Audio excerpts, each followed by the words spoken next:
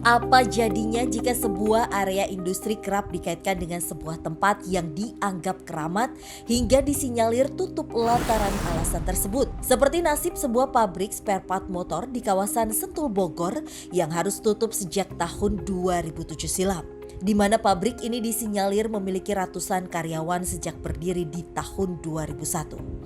Alasan internal menjadi penyebab utama pabrik yang mengelola berbagai suku cadang sepeda motor yang hampir seluas 1.000 meter persegi ini.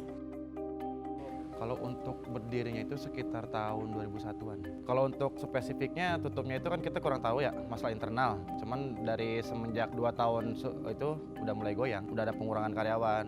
Akan tetapi seolah memiliki alasan lain.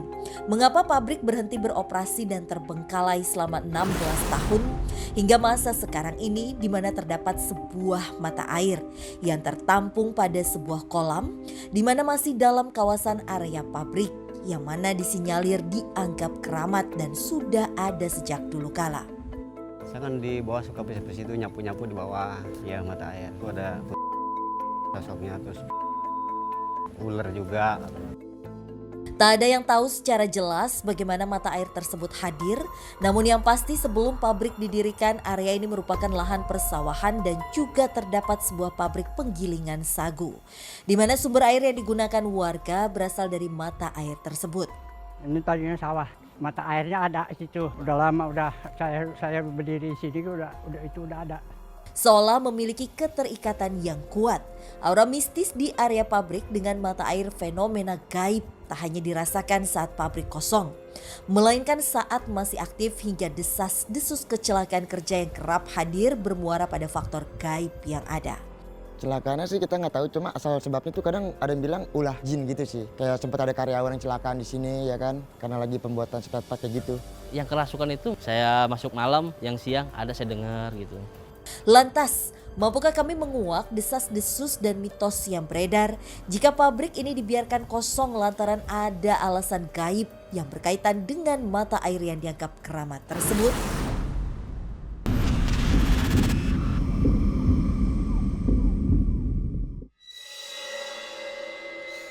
Oke, Kak Rudi, Kananda, siap. Jadi kita sudah sampai di bangunan bekas pabrik spare part motor. Oke. Dan bangunan ini itu udah kosong selama 16 tahun. Siap. Itu terus selama bangunan ini masih berfungsi juga, banyak sekali gangguan-gangguan Kananda, Kak Rudi, yang terjadi ke pegawai-pegawai di tempat ini. Aku waktu awal pertama ngeliat tempat ini sih menurut aku emang udah serem ya. Dari luar aja udah serem, apalagi ditambah waktu aku masuk. Menurut aku tempat ini emang bener-bener udah terlihat itu terbengkalai banget dan ya serem sih, menurut aku banyak sosok yang serem. Tapi yang saya rasakan mereka yang kita lihat dari sejak di depan itu belum ada yang punya energi atau sepertinya punya kisah yang berhubungan dengan tempat ini. Jadi kayak semacam ya biasa-biasa aja mereka itu. Makhluk yang biasa-biasa aja. Untuk makhluk gaib itu bisa membuat manusia celaka. Bahkan bisa yang paling fatal itu bisa menyebabkan meninggal dunia. Tapi kebanyakan yang saat ini kejadian di Indonesia ataupun di mana aja gitu, yang pertama adalah di saat kita bengong ataupun apa sih. Iya.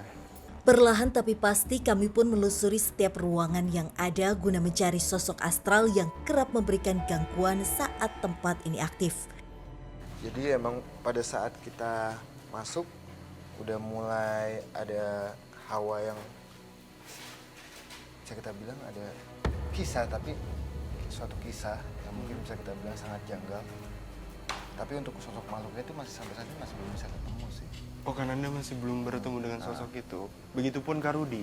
Saya ada merasakan, tapi bukan di sekitar sini. Tuh. Kayaknya sepertinya di dalam Ya, sini sini. area. Dalam bangunan-bangunan ini ya. Betul. Mau masuk yang sebelah mana dulu?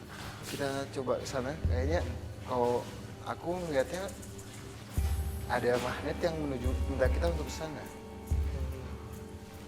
Assalamualaikum.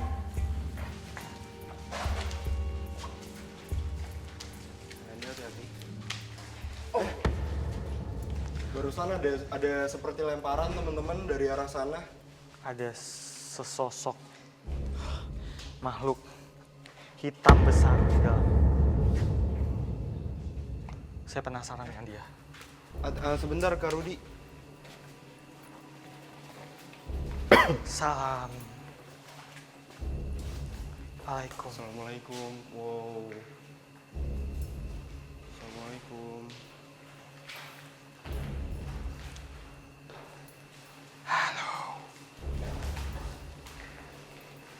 Di samping saya ini ada sosok hitam besar. Dia tingginya kepalanya mentok di atap asbes, ini ya? mentok di asbes ini. Mungkin Kak Rudi boleh ditanya apakah ini salah satu sosok yang mengganggu di tempat ini? Kamu siapa? Dia ini penunggu di sini sejak tempat ini masih berfungsi, tempat ini masih aktif. Kamu suka mengganggu ya? Dia suka mengganggu. Dia suka mengganggu dengan cara apa Kak Rudi? Dia mengganggu dengan menampakkan diri dan juga meraung. Jadi seperti ada suara raungan seperti Karena kan kita udah sebelahan ya sama pos security kita. Kadang kalau kita lagi shift malam kayak ada yang gimana sih, suara kayak auman macan gitu. Mungkin boleh ditanya juga Kak Rudi, apa alasan dari sosok ini itu mengganggu? dia ingin menunjukkan eksistensi dia di sini. Terus kalau asal sebelumnya dari si sosok ini itu dari mana? Kamu datang dari mana sebelum di sini?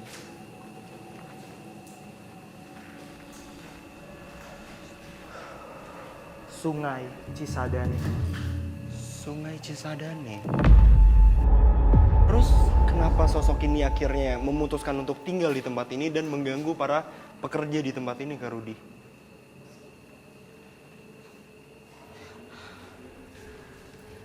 Di sini nyaman. Dia bilang di sini nyaman. Apakah kamu penyebab tempat ini terbengkalai?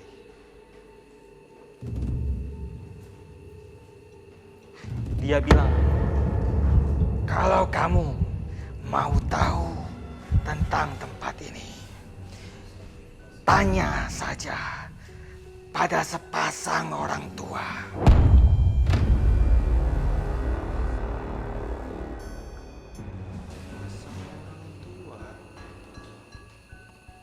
Orang tua siapa? Kamu dapat petunjuk, Den? Saya emang melihat kayak ada sosok sepasang, cuma emang kayak kakek nenek, tapi posisinya nggak di sini. Cuma ini masih jauh kita untuk ke sana. Itu posisinya ada di sebelah kanan bangunan ini. Di sebelah kanan bangunan ini? Iya.